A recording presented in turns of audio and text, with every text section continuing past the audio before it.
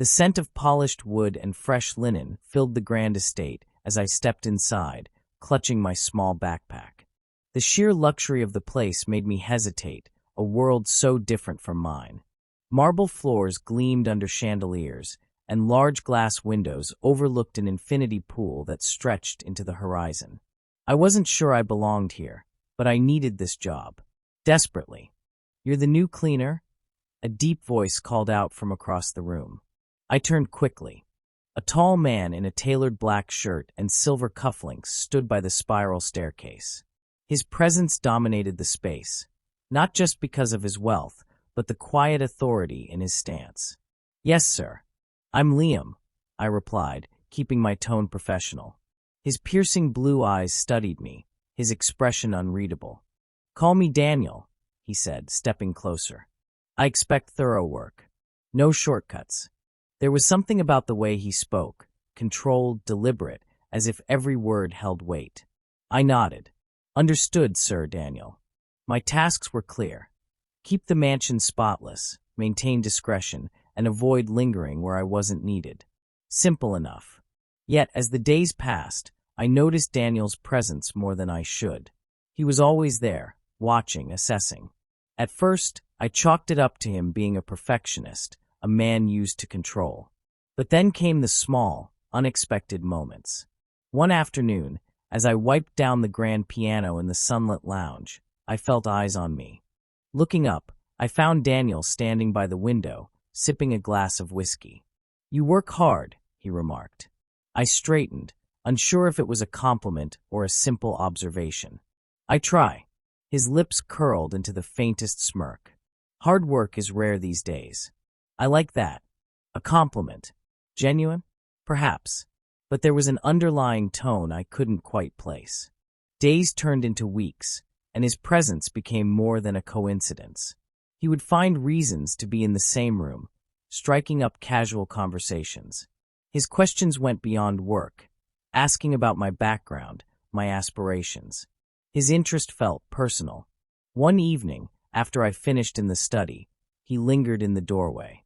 "Liam," he said, voice smooth measured. "I expect more than just cleaning from the people in my home." A flicker of something unreadable crossed his face before he turned away, leaving me standing there, heart pounding. I wasn't naive. I understood what those words could mean. But was I reading too much into it? Or was Daniel hinting at something far beyond my job description? I swallowed hard, gripping the rag in my hand. This was supposed to be just a job. So why did it suddenly feel like something else entirely? Daniel's words lingered in my mind like an unfinished melody. I expect more than just cleaning from the people in my home. I replayed them, searching for clarity, but all I found was a growing sense of unease. Or was it curiosity?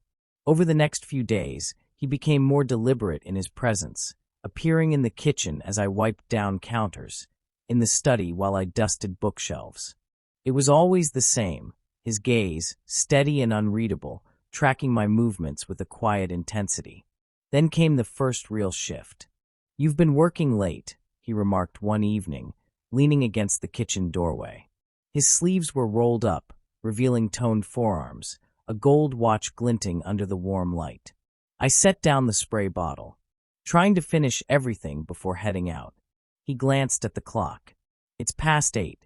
You haven't eaten." It wasn't a question. Before I could respond, he stepped forward, opening the sleek fridge and pulling out a bottle of wine. "Sit," he said, his voice leaving little room for argument. "Join me for dinner." A part of me hesitated. This wasn't part of my job. But another part, the one that noticed the way he carried himself, the way his voice dipped just slightly when he spoke my name, was intrigued. I sat. Dinner was unlike anything I expected.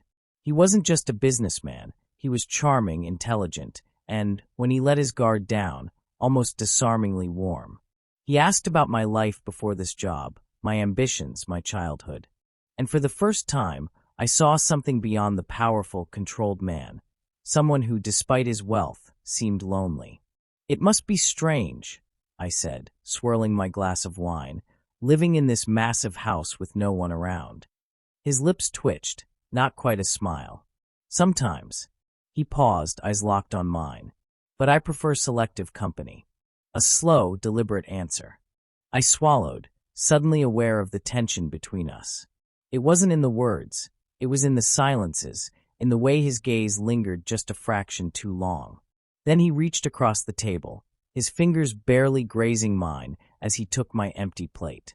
A simple touch, yet it sent a jolt through me. "Liam," he murmured, standing, his voice softer now. "You don't have to leave so soon." There it was again, that careful choice of words, the unspoken invitation. A part of me wanted to stay. The other part, the one that had spent years guarding itself, screamed for distance. I cleared my throat, pushing my chair back. "Thank you for dinner," I said, keeping my tone even. "But I should go." His expression remained unreadable, but as I turned, I felt it, that charged silence, the weight of something unspoken hanging between us. As I stepped out into the cool night air, one thought haunted me.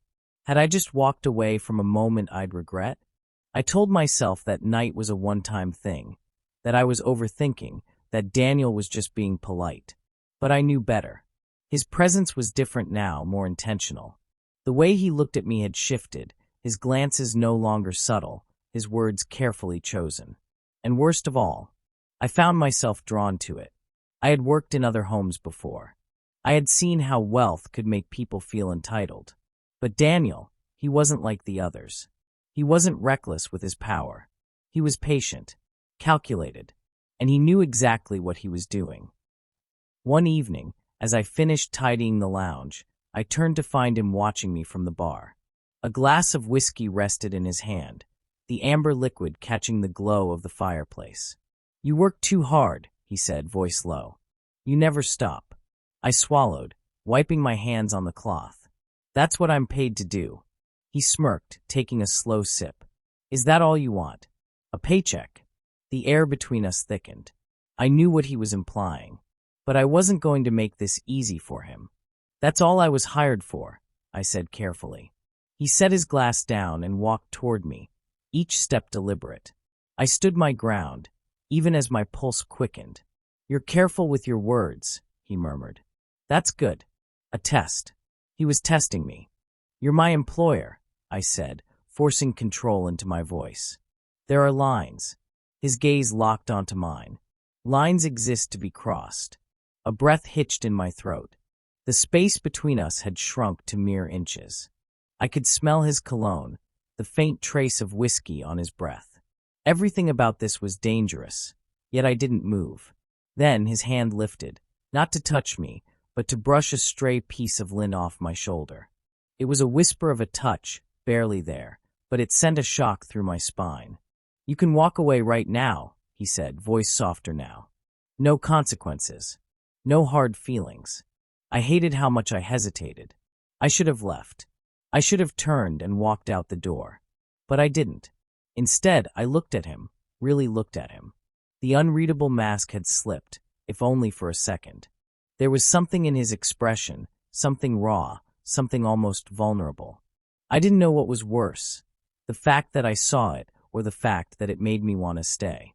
My fingers curled into fists at my sides. "Good night, Daniel," I whispered.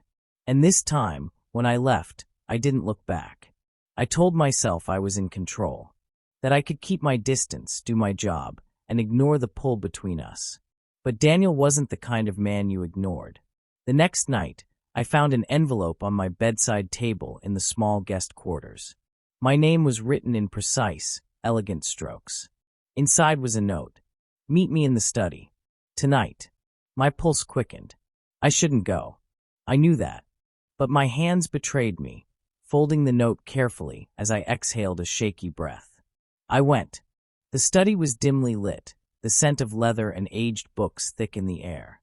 Daniel stood near the fireplace, a glass of whiskey in his hand, as if he'd been expecting me. "You came," he murmured. I hesitated. "You asked me to." He took a slow sip, his gaze never leaving mine. I did. Silence stretched between us. The tension from the past few days was unbearable now, crackling in the air like an impending storm. Then he stepped closer. "You're different," he said quietly. "Careful. Calculated." I swallowed hard. So are you. His lips twitched into something resembling a smirk. That's why I like you, Liam. My breath hitched. He had never said it out loud before. Never put meaning to this thing between us. Then, without warning, he reached into his pocket and pulled out a key. This opens the master suite, he said, placing it on the desk between us. No more cleaning. No more rules. Just say the word. The invitation hung in the air, dangerous and intoxicating. But something felt wrong. I glanced at the key, then back at him. Why me? His smirk didn't waver. Because you pretend you don't want this. A chill ran through me. This wasn't just attraction. This was a game, a calculated move. And I was the one being played. I took a step back. I should go. For the first time, something flickered in his gaze. You're making a mistake. I shook my head. No. The mistake was thinking this was something real. His expression darkened, his grip tightening around the whiskey glass. Liam. But I was already turning, already stepping away.